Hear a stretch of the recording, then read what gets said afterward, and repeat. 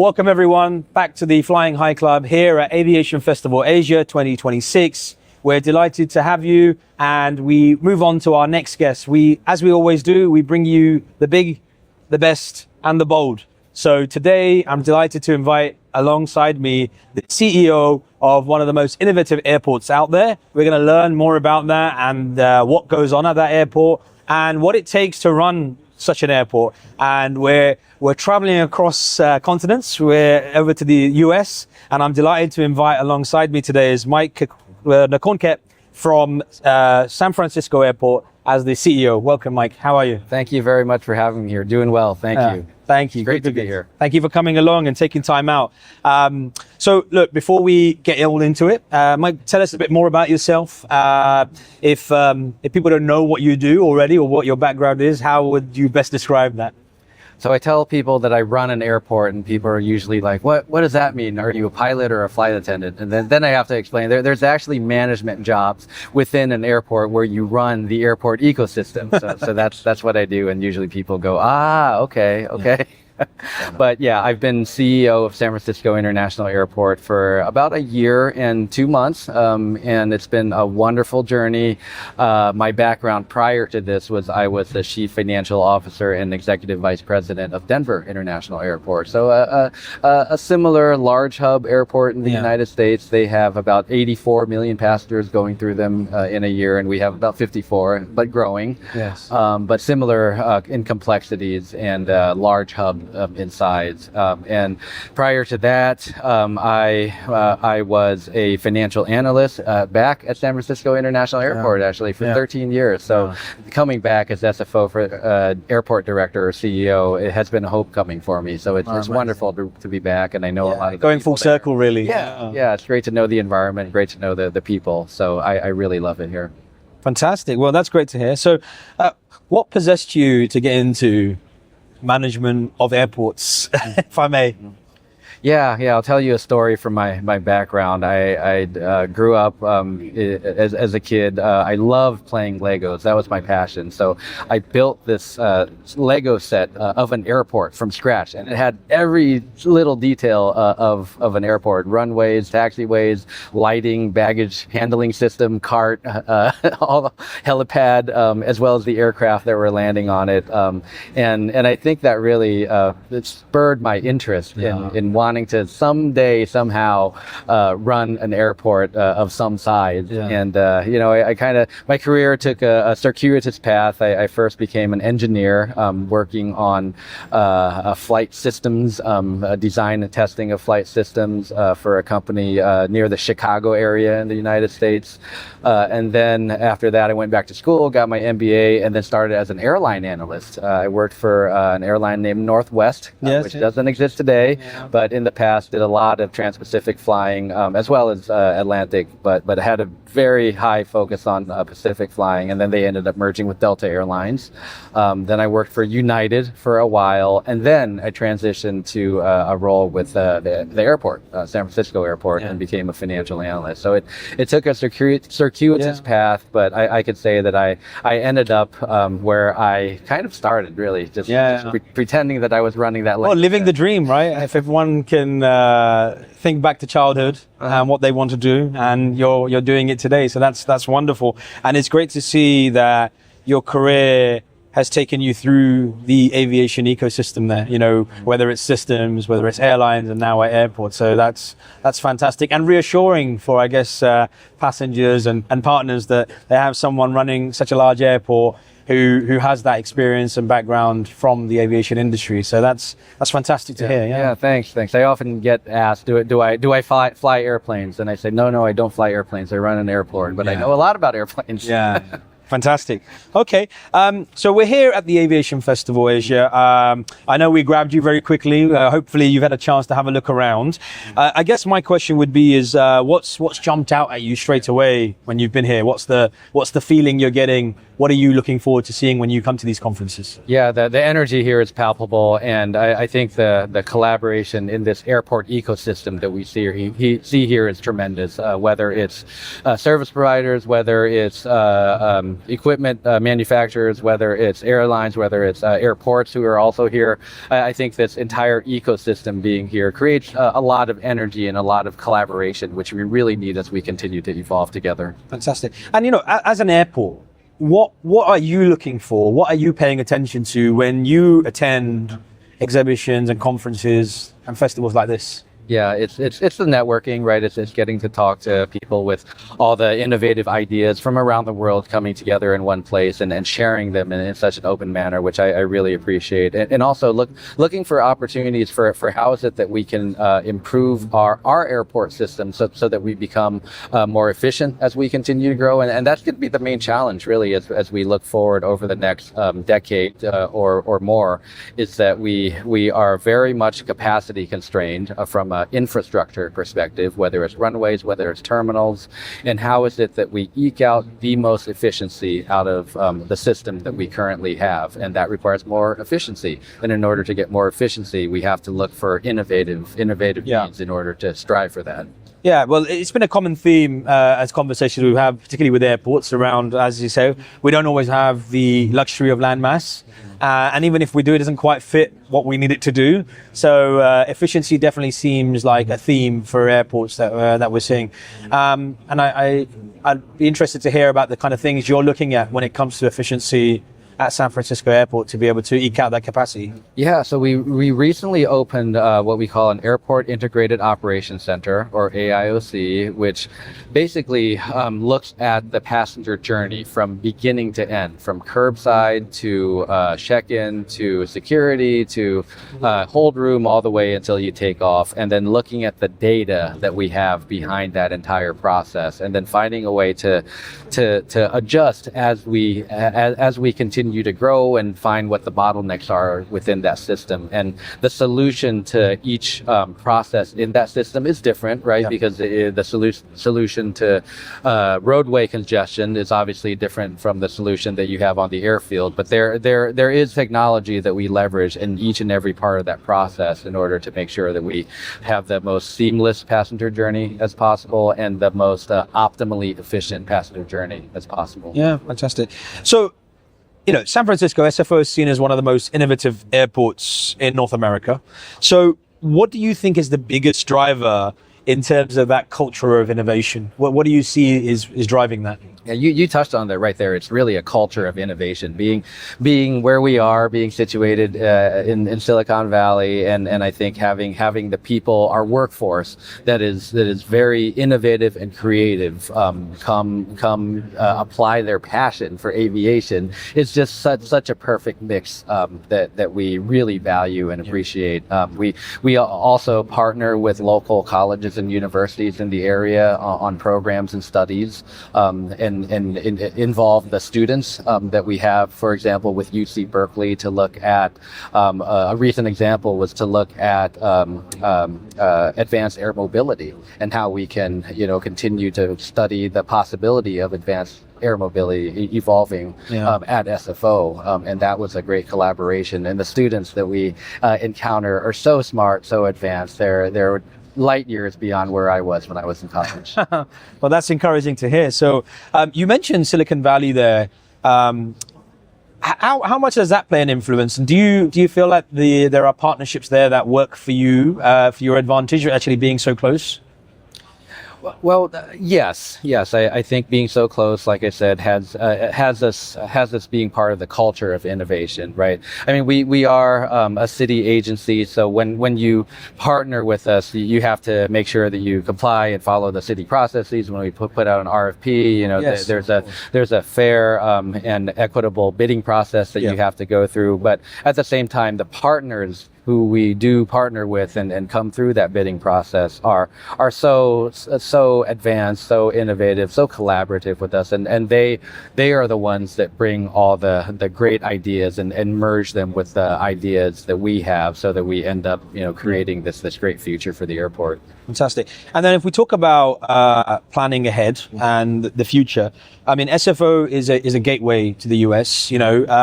How are you thinking about strengthening that connectivity as you go forward? As you say, the airport's growing, 54 million passengers. Obviously, how are you going to eke that out? And what does that connectivity, that strength of connectivity look like for you in the coming years? Yeah, that's one of the reasons why I'm here, because I see ourselves as the premier international gateway to Asia in the United States. We serve 21 destinations in the Asia Pacific region, the most out of any U.S. airport, and making sure that we continue to evolve where the passenger demand is, which is to the Asia Pacific region. If you look at the composition of our passengers, 25% of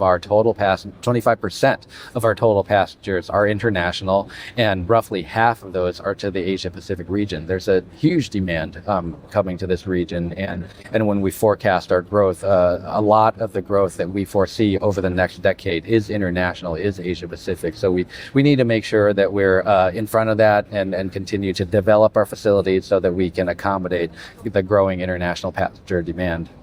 Fantastic. Well, you say obviously you're city linked, and obviously that comes with its own challenges, but also its own opportunities. Now, airports infrastructure are becoming, more and more like little cities now. You think about, we're here, Changi, you think about the Jewel, you think about Hamad International and what they've done with the expansion. What are your thoughts from the commercial side, and whether it's retail, dining, and experiences when it comes to SFO and your plans there? Yeah, that's going to be a tremendous focus of us as we continue to grow. If you look at the composition of airline to non-airline revenue versus the expenses that we incur from investing in our facilities, whether it's debt service or the operations, we need to keep pace.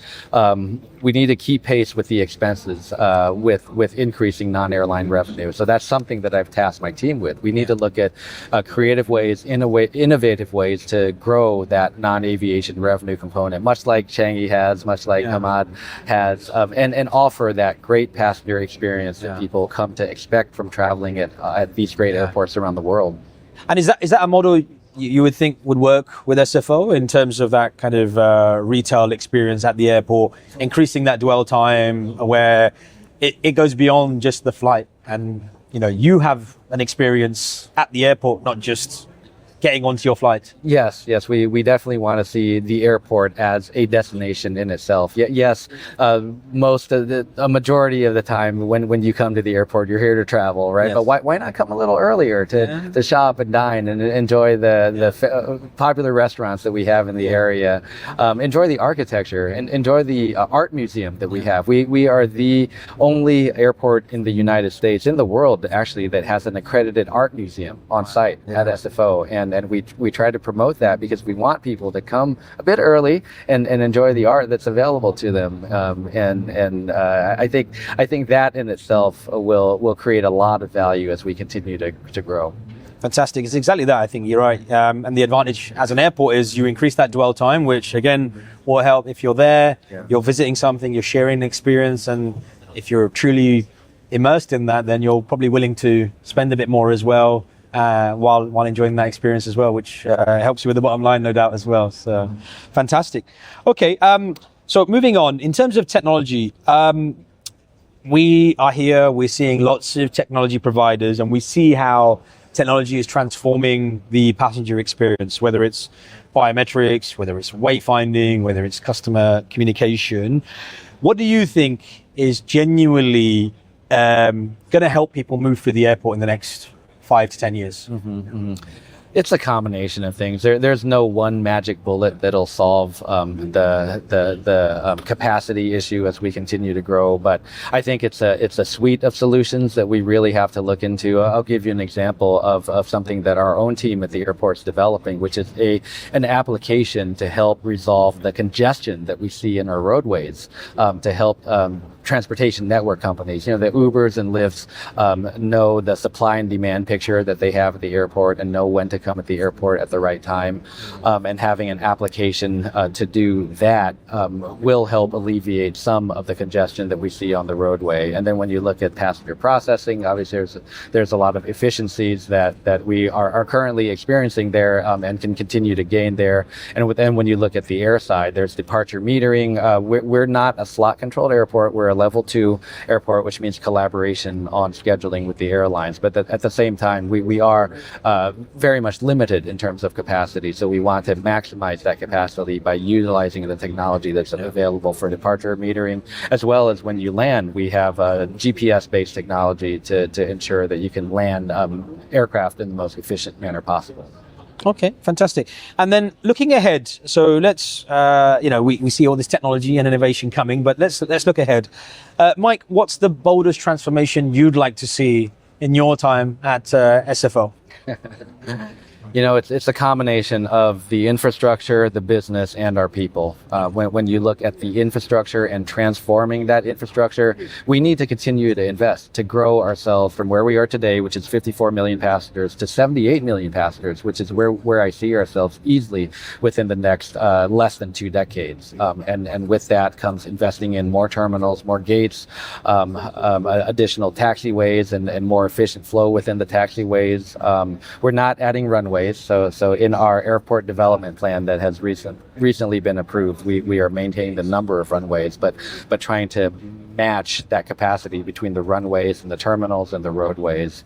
We also need to continue to invest in managing our existing assets so that they are well functioning and most efficient possible. And with a lot of airports that you see where we have an aging infrastructure issue, right? Because we've been around for a very long time. So we can't just invest in the new and shiny objects. We need to also invest in the aging infrastructure that we need to continue to have function well for the experience of the passengers. And then, like I mentioned earlier, seeing ourselves as a business, continuing to grow ourselves as a business from a revenue perspective is going to be important, and also treating our people, right, with the opportunities that they deserve. I think we have one of the best workforces in the world. They're so passionate, they're so committed, and giving them the opportunities to grow, to one day take my role as the airport director is something that I am heavily focused on. Yeah, and that's fantastic to hear. That kind of comes across, I think, from your conversation. And I think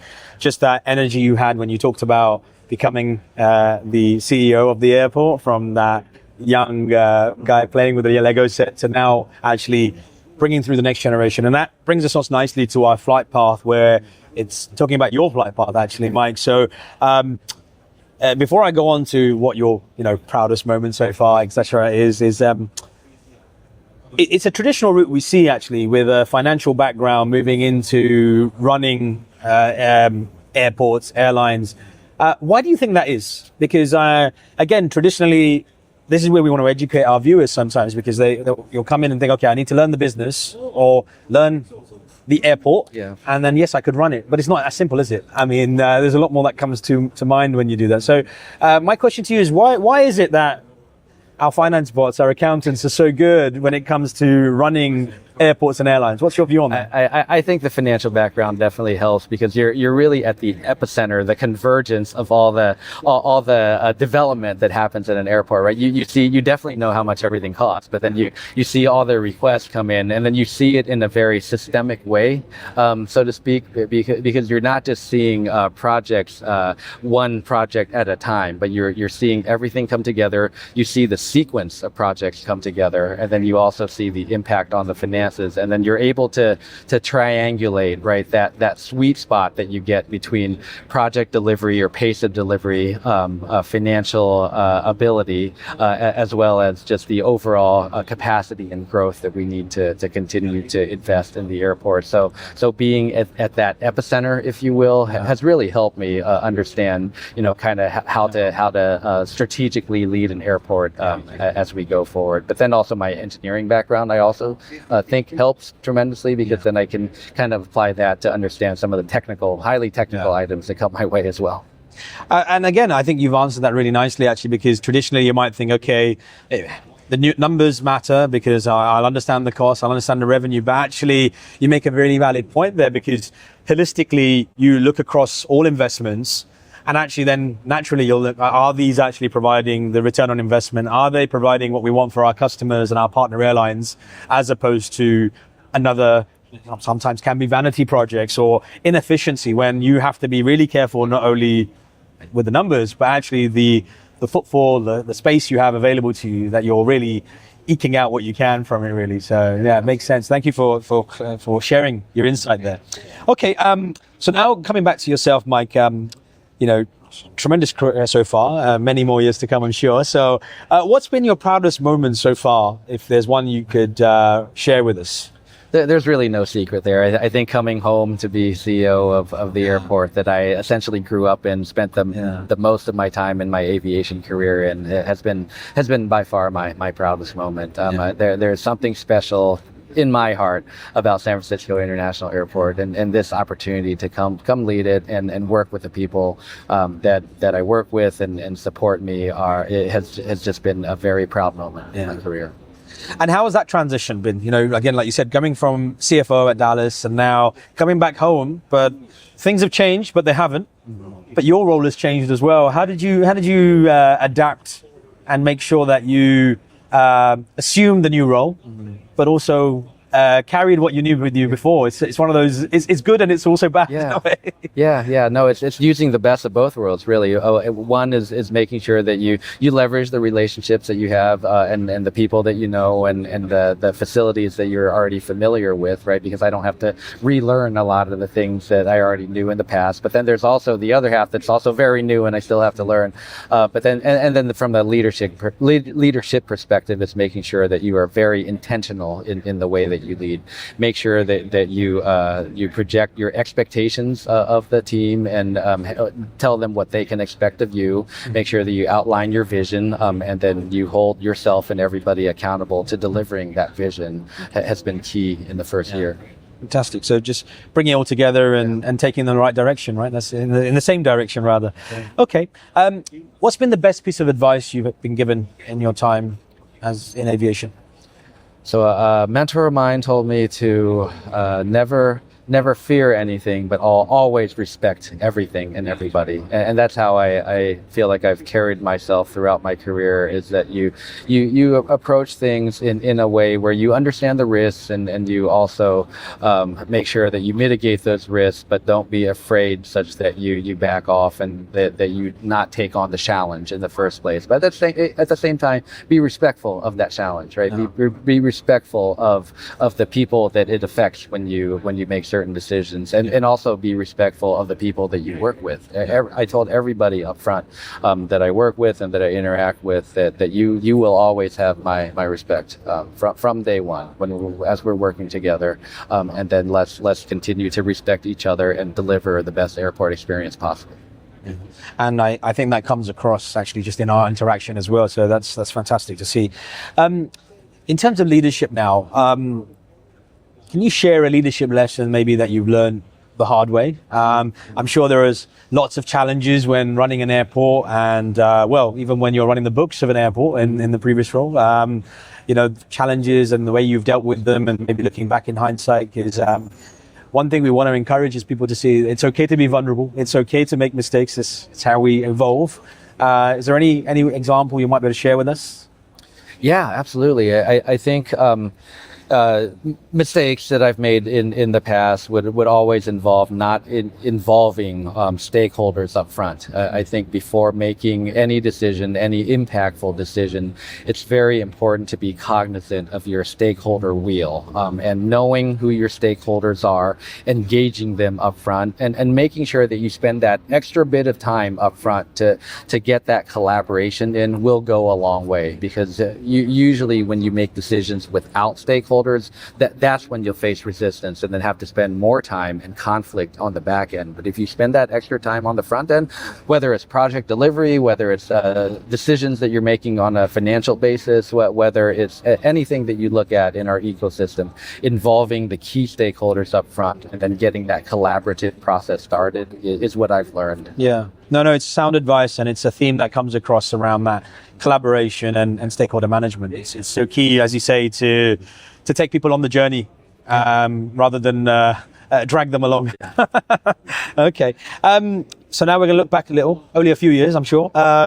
What advice would you give your 25-year-old self, Mike? be compassionate to yourself. Know that you will know that you will make mistakes, and don't be so hard on yourself. Right? You always set very strong expectations as an ambitious young professional. Eventually, you will realize those expectations, but you don't have to be so hard on yourself as you continue to strive for them. It's wonderful advice, because obviously people will look at yourself as a role model and say, I want to get there, but you don't have to get there today. Yeah. You will make your way there, I'm sure. Yeah, that makes a perfect sense. Okay, now looking at your lens as CEO, you're seeing the talent. You talk about people coming through. What's one skill you think all budding aviators, aviation professionals coming into this industry should develop? Yeah, I think the skill of seeing things in a systemic way and being able to communicate that is very important. So no matter what your technical background is, whether it's finance, whether it's engineering, whether it's planning, what have you, you need to be able to see how things come together, and spending that extra time to be curious, to be inquisitive about something that you're not the expert on, and be humble too, to say that I don't know what's going on in this area, and then talk to people and try to learn as much as possible so that you see things integrate in a systemic way. That will lead to a lot of success in this industry, and then also being able to communicate that is key. A lot of the technical information is so hard for people to understand, and articulating it that in an understandable way is important. Yeah. No, very sound advice, especially around the communication piece. We love our jargon, we love our technical information, and we want that to be accessible to everyone. So that actually, like you said, they can help us find the solutions and work with us, no doubt. One question we had from one of our viewers actually was just your insight around airports. What do you see as one of the biggest challenges that airports are likely to face in the coming years, whether it's a threat? We know about things like cybersecurity. Sure. We talk about inefficiency of airports and irregular ops. I guess my question really, I think if we re-articulate that, is what keeps you up at night as a CEO of an airport? No, I think being ready for all the mega trends that we're going to see over the next decade plus is going to be very important as airport CEOs worldwide to be able to adapt to, whether it's changes in passenger demographics and where travel demand is coming from, whether it's geopolitical issues, whether it's climate change. We at San Francisco are very susceptible to climate change with sea level rise. So we have a program that we are looking into in order to protect the airport from sea level rise by building a shoreline protection program, essentially a seawall, starting with the most vulnerable area first, and then eventually around the airport, and being able to understand what those trends are and have strategic plans that get yourself in front of those changes that are coming our way are going to be key to successfully running an airport going forward. Makes sense, and it's reassuring that CEOs are looking that far ahead and planning for it as well and investing. So that's great to hear. Okay, great. Now we're going to get on to our quick fire round. We really just get to know you a bit better. It's a light-hearted segment where we'll ask you a couple of options, and we're looking for a rapid answer. Could be one word, a couple of words, whatever works for you. We'll start something easy. Aisle or window? Window, always. Window always. Like it. Chicken or beef? I'll eat anything. I like it. You can't choose SFO, so your favorite airport? Other than SFO, Changi, of course. Oh, yeah, it's a popular answer. And that's not just because we're here in Singapore. Your first job in aviation, well, you kind of mentioned, but... I was an engineer for developing aircraft systems. The biggest person or biggest event that has influenced your career? It was the CEO of Denver International Airport. Yeah. I don't know if your viewers are familiar with CEOs in the United States. His name's Phil Washington. But I worked for him for 4 years and learned so much about leadership under him. No. And he was the most influential person. Fantastic. Okay, great. No, it's always important to recognize those mentors and people that leave a lasting impression on us. That's fantastic. Your early earliest aviation memory? I don't know if it's the Lego set, but there might be something before that. Other than the Lego set, it was a Japan Airlines 747. That was my first trans-Pacific flight. I took that somewhere between the ages of 4 and 6. I don't remember exactly, but I remember running up and down the aisles, and it felt so far from front to back. But I do. That's when I first became passionate about recognizing airplanes, because I knew that was a 747. Then I wanted to know what every other airplane model was. I think the 747 keeps a special place in everyone's heart, absolutely. And it's quite strange. I think it's a pattern we see with every guest, that first flight or that memory ends up resonating, doesn't it? And that's what this industry is about, that passion. And that definitely comes through, I think, not only just with the airline there, but actually in terms of your career as well. So fantastic. Okay, if you weren't in aviation, what would you be doing? I would probably be a struggling professional golfer. Okay, all right. Why not? Why not? That's the thing I like to do during my off time, and I can't say that I'm good at it. But if I had more time, I would probably try. And that's the problem, isn't it? Golf requires so much time. Take away from running an airport. Okay. Are you a lounge lizard or a last-minute dasher when traveling? Both. Okay. So lounge lizard to the point where I end up making it to my flight at the very last minute. Okay, all right. I like it. Good answer. Good answer. Using the best of both worlds. Okay, and then tell our viewers a fun fact they might not know about you. Other than the Lego set? Yeah. Which is pretty cool, yeah. I was going to use that for this last one. Yeah. Hold on, let me think. I need to think about this one. Fun fact that people don't know about me that I'd like to. Okay. All right. Ready? All right. Yeah. Okay. Tell our viewers something fun that they don't know about you. So I spent part of my childhood growing up in Thailand, and I was very passionate about running. So for a time, I was a sprinter doing the 100 meters and 200 meters, set school records. Oh, wow. And I really wanted to, and that goes back to your previous question, if I wasn't running an airport and if I wasn't playing golf for a living, I really enjoyed athletics. Yeah. And that was running track, pardon the pun. Yeah, that was my passion growing up, running track. Fantastic. Yeah. Okay, fantastic. Well, you'll be pleased that's the end of the quick fire round. So I think you did really well there. It was really good. Thank you. So now move on to the landing of our podcast. So we're coming to the end. If there's one thing you would like viewers to take away from this conversation, what do you think that should be? Always have passion in what you pursue. Like always be resolute about what your convictions are. Set your sights for it.